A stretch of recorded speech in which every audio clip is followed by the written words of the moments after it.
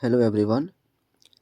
आज हम देख रहे हैं साइंस क्लास 10th का बिहार बोर्ड 2026 के मोस्ट इम्पोर्टेंट प्रश्न। ठीक है, विज्ञान के। ये हमारा 2026 के लिए मोस्ट इम्पोर्टेंट है। ठीक है, इसका कोड विषय कोड होता है 112। ठीक है, यहाँ पे हमारा क्वेश्चन स्टार्ट होता है। प्रश्न संख्या 1 से 80 तक वस्तुनिष्ठ प्रश्न है। इनमें से किन्हीं 40 प्रश्नों का उत्तर देना होता है। ठीक है, और OMR शीट पर हमें चिन्हित करना होता है। तो चलते हैं हम क्वेश्चन की तरफ, स्टार्ट करते हैं। पहला क्वेश्चन क्या दिया है कि समतल दर्पण की फोकस दूरी होती है, मतलब पूछ रहा है क्या होती है। ठीक है, तो ये इसकी अनंत होती है। ठीक है, ऑप्शन नंबर सी। समतल दर्पण की परावर्तक सतह पूरी तरह सीधी होती है, इसलिए इसकी वक्रता त्रिज्या अनंत होती है, यानी कि F=R/2 है, ये होती है। ठीक है, अनंत होती है। उसके बाद दूसरे क्वेश्चन की तरफ चलते हैं। दूसरे क्वेश्चन दिया है हमारा, वास्तविक प्रतिबिंब दर्पण के किस ओर बनते हैं। जो वास्तविक प्रतिबिंब है दर्पण के किस तरफ बनते हैं, तो ये दर्पण के आगे तरफ बनते हैं। ठीक है, वास्तविक प्रतिबिंब तब बनते हैं जब प्रकाश की किरणें परावर्तन के बाद वास्तव में एक बिंदु पर मिलती है, जो हमेशा दर्पण के सामने होता है। ठीक है, उसके बाद अगले क्वेश्चन पे चलते हैं। हमारा तीसरा क्वेश्चन। ठीक है, यदि आपतन कोण 30 डिग्री हो तो परावर्तित किरण एवं आपतित किरण के बीच कोण कितने डिग्री का होगा। ठीक है, तो आपतन कोण हमारा क्या होता है, आई होता है। आपतन कोण जो होता है वो आई होता है। परावर्तित किरण जो होता है यानी कि परावर्तन कोण, वो आर होता है। ठीक है, तो इसके लिए होता है क्या, I=R। आई हमारा क्या है 30 डिग्री, तो आर भी हो जाएगा हमारा 30 डिग्री। ठीक है, उसके बाद अगर दोनों किरणों के बीच का कुल कोण अगर देखें, कुल कोण, कुल एंगल, ठीक है, तो ये होता है I+R=30 डिग्री प्लस 30 डिग्री, यानी कि 60 डिग्री। 60 डिग्री हमारा ऑप्शन डी। ठीक है, आगे क्वेश्चन की तरफ चलते हैं। हमारा क्वेश्चन नंबर 4। क्वेश्चन नंबर 4 में क्या दिया है, एक दर्पण पर आपतित प्रकाश की चाल c है, तो परावर्तित प्रकाश की चाल क्या होगी। ठीक है, तो ये होगी परावर्तन की क्रिया में प्रकाश का माध्यम नहीं बदलता है। ठीक है, उसकी चाल अपरिवर्तित रहती है। ठीक है, तो ये हमारा वैसे ही हो गया, एज इट इज रहता है, सी हो जाएगा। अगर प्रकाश की चाल सी है तो सी ही है उसका, इसमें चाल नहीं बदलती है। ठीक है, अगले क्वेश्चन की तरफ चलते हैं। क्वेश्चन नंबर हमारा 5वां है, गोलीय दर्पण में कार्तीय चिन्ह परिपाटी के अनुसार मूल बिंदु लिया जाता है। ठीक है, तो ये लिया जाता है हमारे ध्रुव पर, कारण सभी दूरियां दर्पण के ध्रुव बोले तो पोल, ठीक, पोल से मापी जाती है, जिससे मूल बिंदु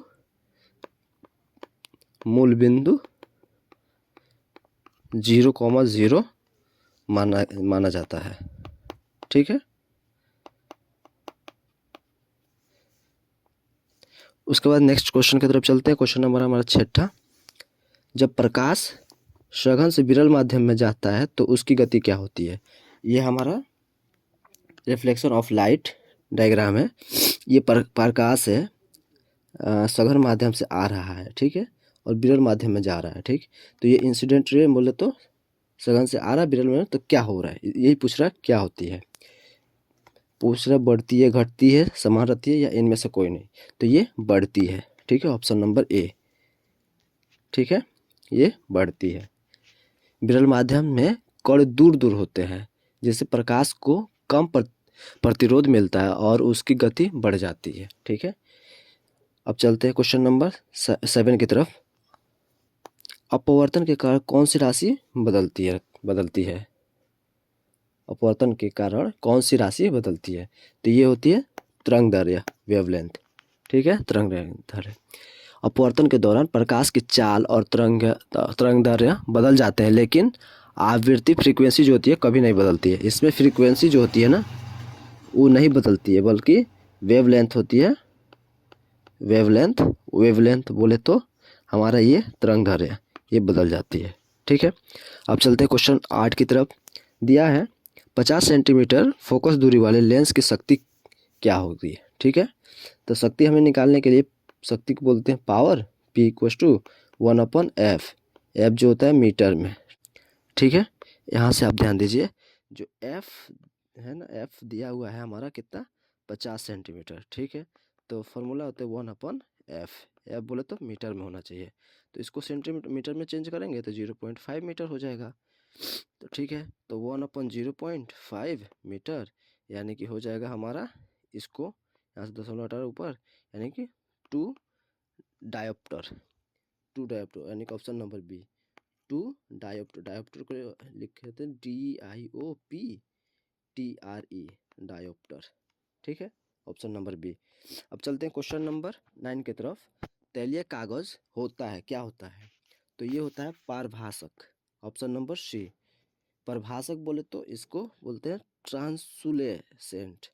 ठीक है, ये वे पदार्थ है जिनसे प्रकाश आंशिक रूप से गुजर सकता है, आंशिक रूप से गुजर सकता है। ठीक है, तो ऑप्शन नंबर सी परिभाषक, पारभाषक। अब चलते हैं क्वेश्चन नंबर 10 की तरफ। प्रकाश की चाल न्यूनतम होती है कहाँ, तो ये होती है कांच में सबसे न्यूनतम होती है। ठीक है, कांच सबसे सघन माध्यम है, माध्यम जितना सघन होगा प्रकाश की चाल उतना ही कम होती है। ठीक है, तो कांच है ये सघन माध्यम होता है, सघन माध्यम। ठीक है, इसलिए यहाँ पे प्रकाश की जो होती है न्यूनतम चाल कांच में होती है। ठीक है, अब देखते हैं क्वेश्चन नंबर 11 में किस भाग पर मानव नेत्र में किसी वस्तु का प्रतिबिंब बनता है, किस भाग पे। ठीक है, तो ये बनता है हमारा दृष्टिपटल। दृष्टिपटल को बोलते हैं रेटिना। ठीक है, ऑप्शन नंबर डी, ये हमारा मानव नेत्र है, इसमें जो ये है ये वाला भाग, ये हमारा रेटिना है। ठीक है, ये वाला भाग, तो यहाँ पे हमारा रेटिना आँख के पीछे का हिस्सा होता है। ये जो आँख है हमारा, इसका पीछे का हिस्सा होता है रेटिना। ठीक है, जो एक स्क्रीन की तरह काम करता है, ये जो है स्क्रीन की तरह काम करता है। ठीक है, अब क्वेश्चन नंबर 12 में दिया है नेत्र का पारदर्शी अग्र भाग क्या कहलाता है।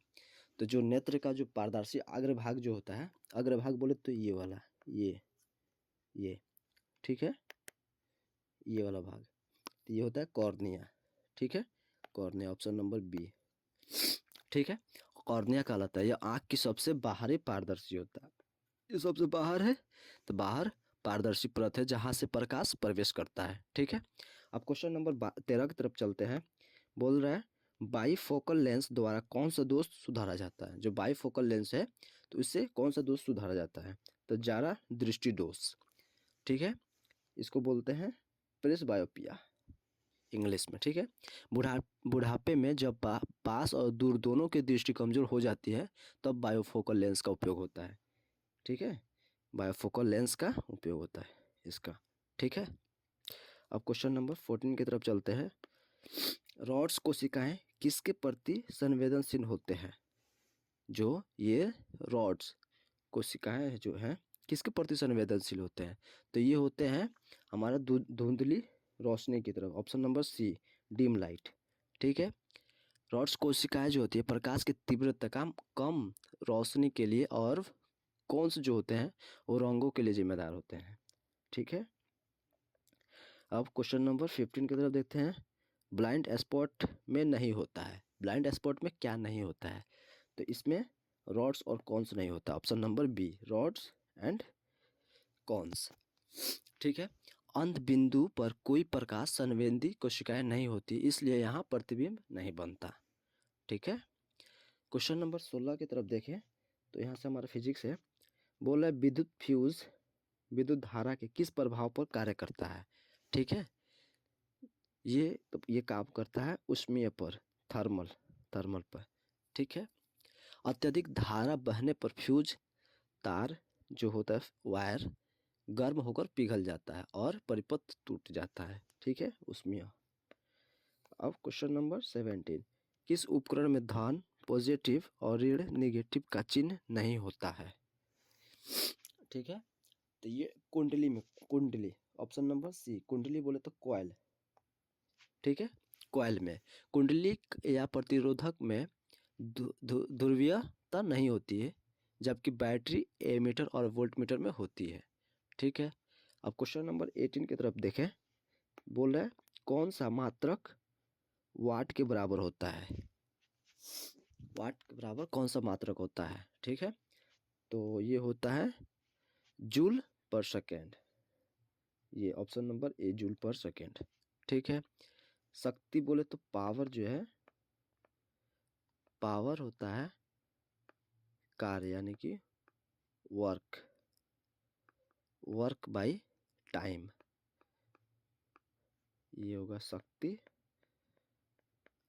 होता है कार्य बटा समय। ठीक है, इसलिए एक वाट जो होता है, एक वाट होता है 1 जूल पर 1 सेकेंड के बराबर होता है। ठीक है, तो जूल पर सेकेंड हो जाएगा। ठीक है। अब क्वेश्चन नंबर 19 की तरफ देखते हैं। विद्युत हीटर के तार की कुंडली किसकी बनी होती है। तो ये नाइक्रोम की बनी होती है। Nichrome, option number D, nichrome. ठीक है। नाइक्रोम का गलनांक और प्रतिरोध उच्च होता है, जिससे यह गर्म होने पर पिघलता नहीं है। ठीक है। अब क्वेश्चन नंबर 20 की तरफ चलते हैं। कार्य करने की क्षमता को क्या बोलते हैं। कार्य करने की जो क्षमता होती है इसको क्या बोलते हैं। तो ये उसको ऊर्जा बोलते हैं, एनर्जी। एनर्जी रहेगा तभी तो आप काम कर पाएंगे ना। किसी वस्तु में संचित कार्य करने की कुल क्षमता उसकी ऊर्जा कहलाती है। ठीक है। अब क्वेश्चन नंबर 21 की तरफ देखते हैं। विद्युत धारा के चुंबकीय प्रभाव की खोज किसने करी थी। किसने की थी। तो ये कर दिया था ऑस्टेड ने। ठीक है, ऑस्टेड ने। ऑप्शन नंबर ए, हैंस क्रिश्चियन ऑस्टेड इसका पूरा नाम है हैंस क्रिश्चियन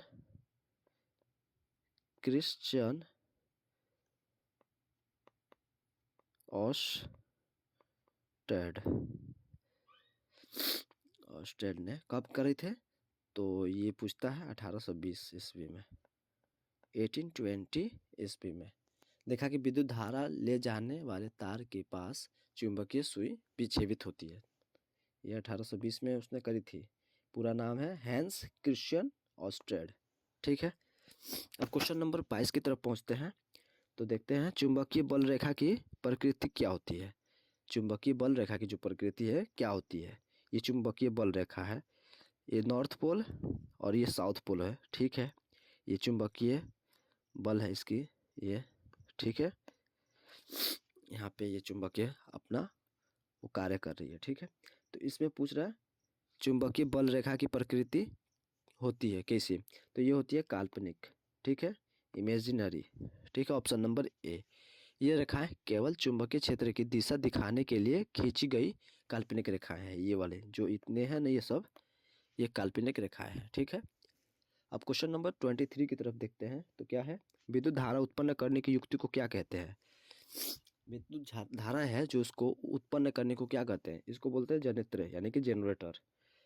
इस जनित्र जो है, जनित्र यांत्रिक ऊर्जा को विद्युत ऊर्जा में बदलता है। यांत्रिक ऊर्जा है जो ना, उसको विद्युत ऊर्जा में बदलने का काम करता है। अब क्वेश्चन नंबर 24, लघुपथन के समय परिपथ का प्रतिरोध क्या है। ठीक है, तो ये बहुत कम हो जाता है, option number B, short circuit में तार सीधे जुड़ जाते हैं, जिससे प्रतिरोध शून्य के करीब हो जाता है और धारा अत्यधिक बढ़ जाती है। ठीक है, इसलिए ये बहुत कम हो जाता है। Option number B. Question number 25 की तरफ चलते हैं। नाभिकीय ऊर्जा प्राप्त करने हेतु आवश्यक तत्व है। ठीक है, तो इसको बोलते हैं यूरेनियम। Option C, uranium. ठीक है, यूरेनियम एक भारी रेडियोधर्मी तत्व है जिसका उपयोग परमाणु विखंडन में होता है। ठीक है। अब क्वेश्चन नंबर 26 की तरफ देखते हैं। प्रकृति में पृथ्वी पर ऊर्जा का मुख्य स्रोत क्या है। उसका ऊर्जा का स्रोत, मुख्य स्रोत क्या है। तो ये है सूरज, सन। ठीक है, सन है। ठीक है, पृथ्वी पर लगभग सभी प्रकार की ऊर्जा का प्राथमिक स्रोत सूर्य ही होता है। सभी चीज़ों का स्रोत सूर्य है। 27 में निम्न में किसका अर्थ जल होता है? ये होता है हाइड्रो का अर्थ। हाइड्रो का अर्थ जल होता है। हाइड्रो ग्रीक भाषा है। हाइड्रो जो है ये ग्रीक भाषा है, ठीक है, ग्रीक शब्द है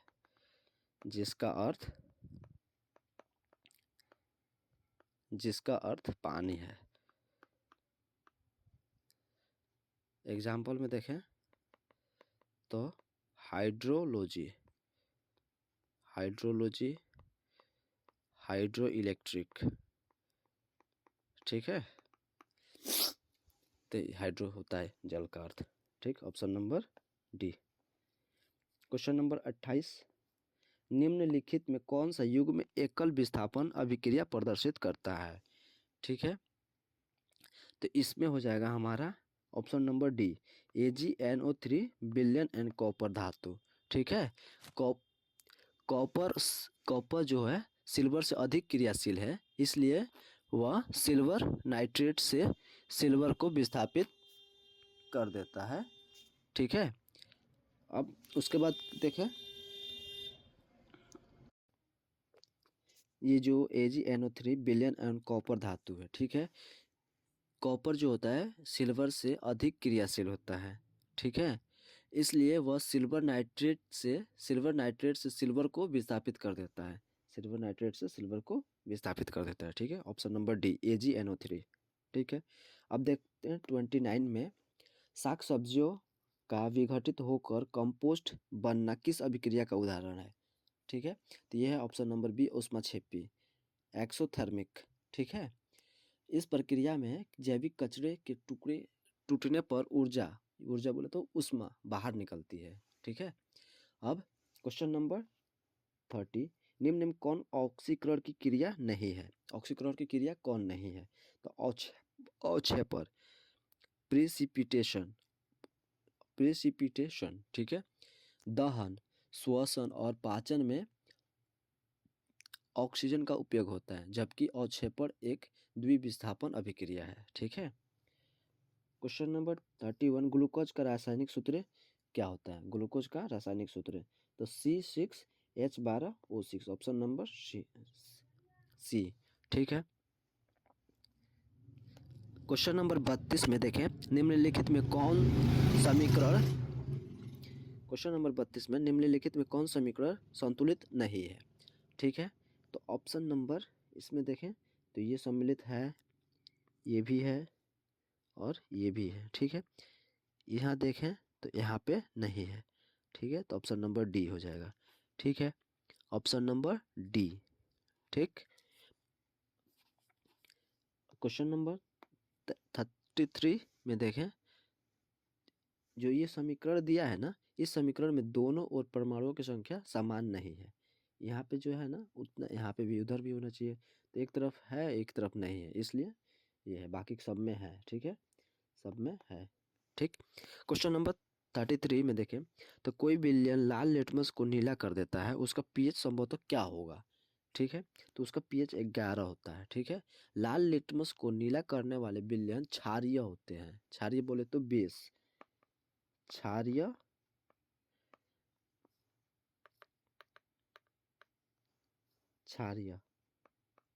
यानी बेस होते हैं जिसका पीएच 7 से अधिक होता है, जो पीएच होता है इसका 7 से अधिक होता है, इसलिए 7 से अधिक 11 होगा, ठीक है। क्वेश्चन नंबर 34, यशद पुष्प फिलोसोफर्स ऊल बोलते हैं, फिलोसोफर्स ऊल, ठीक है, क्या है? तो ये होता है ZnO, zinc oxide, option number C, zinc oxide, ठीक है। अब क्वेश्चन नंबर 35, निम्नलिखित में कौन गैस चूने के पानी को दूधिया कर देता है? कौन गैस चूने की पानी को दूधिया कर देता है? तो इसमें होता है कार्बन डाइऑक्साइड, CO2, ठीक है। कार्बन डाइऑक्साइड जो है चूने के पानी से क्रिया करके कैल्शियम कार्बोनेट बनाती है, जो पानी को दूधिया बनाता है, ठीक है, कैल्शियम कार्बोनेट बनाती है जो पानी को दूधिया बनाता है, ठीक है। क्वेश्चन नंबर 36, मधुमक्खी के डंक में निम्नलिखित में कौन सा अम्ल होता है?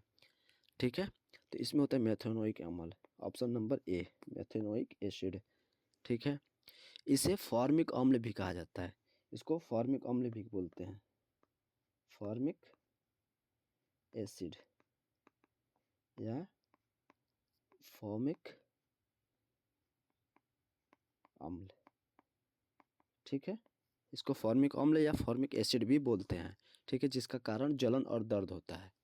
ठीक है, अब question number 37 plaster of Paris का रासायनिक सूत्र क्या है? प्लास्टर ऑफ पेरिस का रासायनिक सूत्र क्या है? तो इसका रासायनिक सूत्र होता है CaSO4 into 1/2H2O, CaSO4H2, option number B. ठीक है, इसका ये होता है। ठीक है, क्वेश्चन नंबर 38 में अम्ल और क्षार आपस में अभिक्रिया कर क्या बनाते हैं? तो ये हमारा बनाते हैं साल्ट, नमक, लवण। इस क्रिया को उदासीनीकरण, न्यूट्रलाइजेशन कहते हैं। ठीक है, जिसमें लवण और जल बनता है। ठीक है, लवण, साल्ट। ठीक, अब देखें क्वेश्चन नंबर 39, निम्नलिखित में किस तत्व में संयोजित इलेक्ट्रॉन की संख्या सबसे अधिक है? तो इसमें होता है फॉस्फोरस में, ऑप्शन नंबर सी फॉस्फोरस। ठीक है, फॉस्फोरस के बाहरी कक्षा में 5 इलेक्ट्रॉन होते हैं, 5 इलेक्ट्रॉन होते हैं। ठीक है, इलेक्ट्रॉन होते हैं फॉस्फोरस में बाहरी कक्षा में। ठीक है, क्वेश्चन नंबर 40 में क्यूप्राइट निम्नलिखित में किस धातु का अयस्क है? क्यूप्राइट ये होता है कॉपर का, option number C. Question 41, oxygen की संयोजकता कितनी होती है? संयोजकता होती है तो 2 ऑक्सीजन को O2, सी, ऑप्शन सी। 42 में गंधक की परमाणु संख्या क्या है? गंधक की 16 होती है। गंधक बोले तो इसका गंधक को बोलते हैं सल्फर। ठीक है, यहाँ पे देखो सल्फर दिया है, सल्फर। ठीक है, तो उसका 16 होती है। 43 में अभिक्रियाशील समूह CO को क्या कहते हैं? CO ऐसे भी लिख सकते हैं, ऐसे भी लिख सकते हैं। ठीक है, तो इसको कार्बोनिल समूह बोलते हैं, कार्बोनिल समूह। ठीक है, कार्बोनाइल ग्रुप बोलते हैं, ऑप्शन नंबर डी। 44 में वेल्डिंग में किस गैस का उपयोग होता है? वेल्डिंग जो होता है उसमें किस गैस का उपयोग होता है? तो इसमें एथाइन का उपयोग होता है, एथाइन। इससे एसिटिलीन भी कहा जाता है, एसिटिलीन। ठीक है, एसिटिलीन। ठीक है, एसिटिलीन भी कहा जाता है, जो ऑक्सीजन के साथ जलकर बहुत उच्च तापमान पैदा करती है। ठीक है, 45 में क्या है? कार्बन आवर्त सारणी के किस वर्ग का सदस्य है? जो कार्बन है आवर्त सारणी के किस वर्ग का सदस्य है? 14 का। ठीक है, ऑप्शन डी। 46 में एथाइन में कार्बन कार्बन परमाणु के बीच कितने सहसंयोजक बंधन होते हैं? 3 सहसंयोजक बंधन, कार्बन कार्बन के बीच 3 सहसंयोजक बंधन होते हैं। ठीक है, 46 में 3 होते हैं। ठीक है, इसमें एथाइन C2, एथाइन जो होता है C2H2 में त्रिबंध, ट्रिपल बॉन्ड होता है। ठीक है, त्रिबंध, C2H2 में ट्रिपल बॉन्ड होता है कार्बन कार्बन परमाणुओं के बीच। ठीक है, अब 47 में देखें क्वेश्चन नंबर 47, निम्नलिखित में कौन सबसे अधिक क्रियाशील हैलोजन है? हैलोजन है सबसे क्रियाशील, तो ये उसमें होता है फ्लोरीन। ठीक है, क्वेश्चन नंबर 48 में आवर्त सारणी में कितने आवर्त होते हैं? आवर्त सारणी जो है उसमें कितने आवर्त होते हैं? तो उसमें 7 आवर्त होते हैं। ठीक है, 49 में पोटेशियम की परमाणु संख्या 19 है, इसकी संयोजकता क्या है? तो इसकी पोटेशियम जो होता है वो K होता है, K पोटेशियम। तो इसकी परमाणु संख्या 19 है, इसकी संयोजकता क्या है? तो इसकी संयोजकता 1 होती है, ऑप्शन नंबर ए। इलेक्ट्रॉनिक विन्यास, इसका जो इलेक्ट्रॉनिक विन्यास देखें तो 2881 होता है, तो यही वाला पूछ रहा है हमारा, लास्ट वाला संयोजकता। ठीक है, 12वीं कक्षा में 1 इलेक्ट्रॉन होते हैं। ठीक। क्वेश्चन नंबर 50, आधुनिक आवर्त सारणी में ऊर्ध्वाधर स्तंभों की संख्या क्या होती है? तो इसमें 18 होती है। ठीक। क्वेश्चन नंबर 51, निम्नलिखित संकेतों द्वारा व्यक्त तत्वों में कौन सा धातु है? इसमें कौन सा धातु? परमाणु संख्या 12 मैग्नीशियम, परमाणु संख्या 12 जो है वो मैग्नीशियम, ठीक है, Mg12, ठीक है, की है, जो एक धातु है। 12, 24, 9, 6, 2, 12, ठीक। ऑप्शन नंबर बी, ठीक है, 12, 24, बी, ठीक। क्वेश्चन नंबर 52, निम्नलिखित में वनों पर आधारित उद्योग कौन सा है? वन पर आधारित कौन सा है? तो इसमें कौन सा वन पर आधारित है? ठीक है, 52 में तो कागज उद्योग भी है, टिम्बर उद्योग भी है, लाख उद्योग। टिम्बर उद्योग को टिम्बर इंडस्ट्री बोलते हैं, paper industry, timber industry, lac industry, यानी कि सभी। Option number D, option number D, कागज, इमारती लकड़ी और लाल उद्योग सभी वनों पर निर्भर है। ठीक है।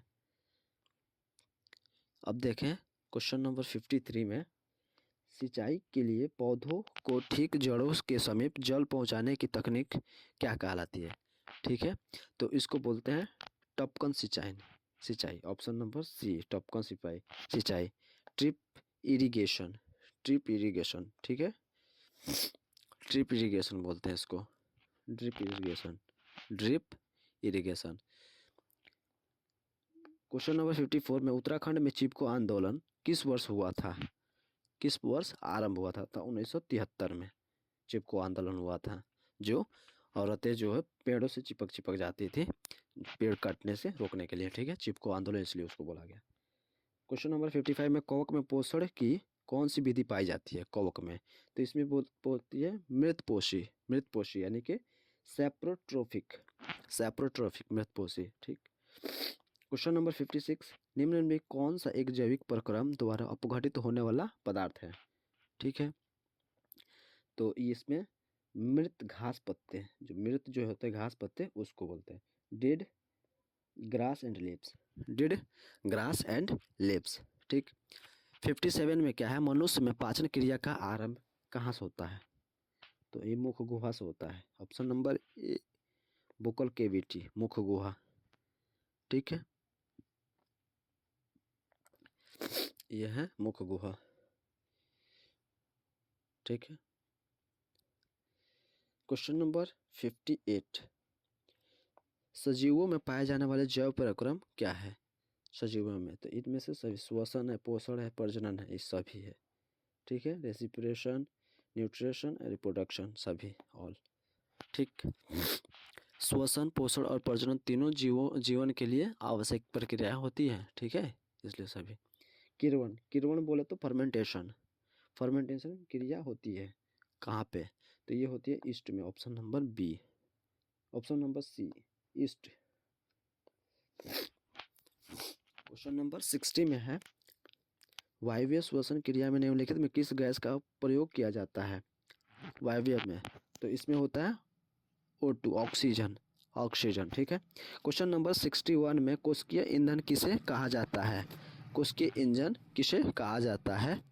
तो ये होता है 61 में ग्लूकोज को, ग्लूकोज को, ग्लूकोज। कोशिकाएं ऊर्जा प्राप्त करने के लिए सबसे पहले ग्लूकोज का उपयोग करती है। ठीक है। क्वेश्चन नंबर 62 में, पौधों में वाष्पोत्सर्जन मुख्यतः किस अंग में होता है? जो पौधा होती है उसमें वाष्पोत्सर्जन मुख्यतः किस अंग में होता है? तो ये होता है पत्तियों में। ठीक है, ऑप्शन नंबर सी, लिप्स में। ठीक है, ये होता है हमारा ट्रांसपायरेशन, यानी कि ये होता है किसमें? पत्तियों में होता है। Evaporation, lips, water in down streams, तो ये हमारा पत्तियाँ जो है उनमें होती है। ठीक है, वाष्पोत्सर्जन, ट्रांसपिरेशन। ठीक। क्वेश्चन नंबर 63 में, मानव हृदय किस तंत्र का भाग है? मानव जो हृदय है किस तंत्र का भाग है? तो ये होता है ऑप्शन नंबर डी, परिसंचरण तंत्र, सर्कुलेटरी सिस्टम, सर्कुलेटरी सिस्टम। ठीक। क्वेश्चन नंबर 64, निम्न में कौन सा रक्त का थक्का बनाने का में सहायक होता है, रक्त को थक्का बनाने में? तो ये होता है option number B, fibrinogen, fibrinogen. Platelets जो होती है, प्लेटलेट्स में फाइब्रिनोजिन थक्का बनाने की मुख्य प्रोटीन होती है। ठीक है, ऑप्शन नंबर बी। क्वेश्चन 65, पादप अपशिष्ट संचित रहते हैं। जो अपशिष्ट है संचित किस में रहते हैं? तो छाल में भी रहते हैं, कोशिकाएं रिक्तियों में भी होते हैं, पत्तियों में भी, इनमें सभी। ऑप्शन नंबर डी, इनमें सभी। पौधों के अपशिष्ट छाल, रिक्तिकाओं और पत्तियों में जमा होते हैं। ठीक है।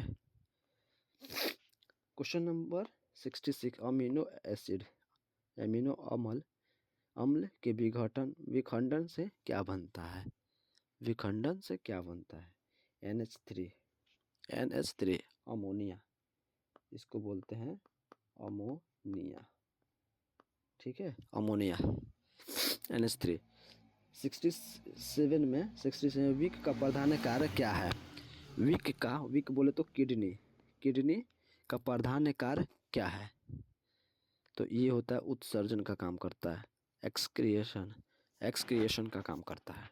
ठीक है, ये हमारा किडनी है मानो। ठीक है, ये राइट किडनी है, ये लेफ्ट किडनी होता है।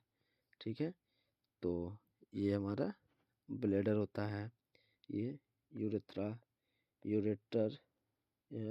राइट रीनल आर्टरी होता है, इसको बोलते हैं। ये होता है राइट रीनल वेन, इधर होता है लेफ्ट रीनल वेल, इधर left renal artery, left kidney. ठीक है, ये मानव है, ह्यूमन किडनी एंड ब्लैडर। ठीक है, क्वेश्चन नंबर अब 68 में, इनमें से कौन पादप हार्मोन है? इनमें जो है कौन पादप हार्मोन है? तो option number D, cytokinin, option number D, cytokinin. ठीक है, क्वेश्चन नंबर 69, फल पकाने वाला हार्मोन क्या होता है? फल पकाने वाला जो होता है उसको हार्मोन का क्या नाम है? तो उसको बोलते हैं ethylene, option number C, ethylene. Question number 70, मनुष्य में कपाल तंत्रिकाओं की संख्या क्या होती है? मनुष्य जो है उसमें कपाल की संख्या कितनी होती है? 12 जोड़ी होती है, 12 पेयर्स। ठीक है, क्वेश्चन नंबर 71, रुधिर चाप नियंत्रित होता है।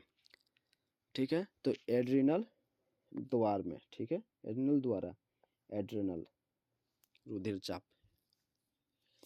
क्वेश्चन नंबर 72, हाइड्रा में प्रजनन, हाइड्रा जो है प्रजनन किस विधि से होता है? हाइड्रा में होता है मुकुलन। ये जो हाइड्रा है ना, इसमें ब्रीडिंग। ठीक है, मुकुलन। ठीक है, 73 में, पुष्प में नर प्रजनन अंग होता है, क्या होता है? पुंकेसर होता है, पुंकेसर को बोलते हैं एस्टेमन। ठीक है, पुंकेसर। क्वेश्चन नंबर 74 में, शुक्राणु बनता है, शुक्राणु कहाँ बनता है? शुक्राणु जो है, शुक्राणु को बोलते हैं क्या? हम बोलते हैं स्पर्म बोलते हैं। स्पर्म कहाँ बनता है? ऑप्शन नंबर डी, वृष्ण में, मतलब टेस्टिस में। ठीक है, क्वेश्चन नंबर 75 में, जीवों में उत्पत्ति के पहले पृथ्वी पर निम्नलिखित में क्या नहीं था? ठीक है, तो यहाँ पे ऑक्सीजन नहीं था, ऑक्सीजन।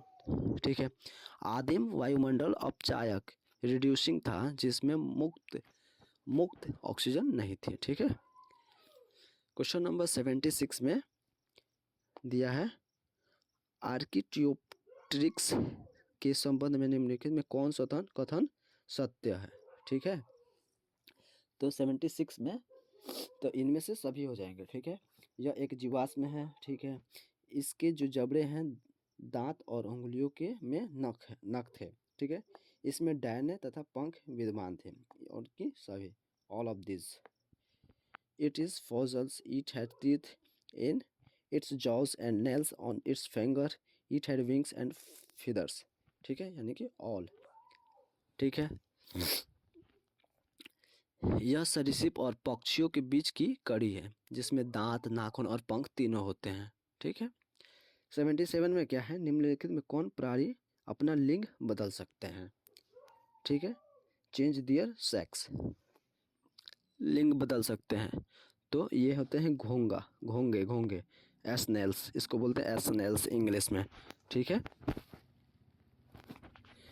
क्वेश्चन नंबर अब 78 देखें, निम्नलिखित में कौन पर्यावरण के अंतर्गत आते हैं। पर्यावरण के अंतर्गत कौन से आते हैं, इसमें सभी, जलमंडल, स्थलमंडल, वायुमंडल, यानी कि सभी, ऑल।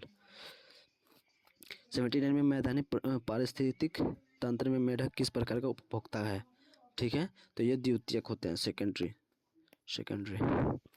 घास उत्पादक, टिड्डा प्राथमिक, मेढक द्वितीयक। ठीक।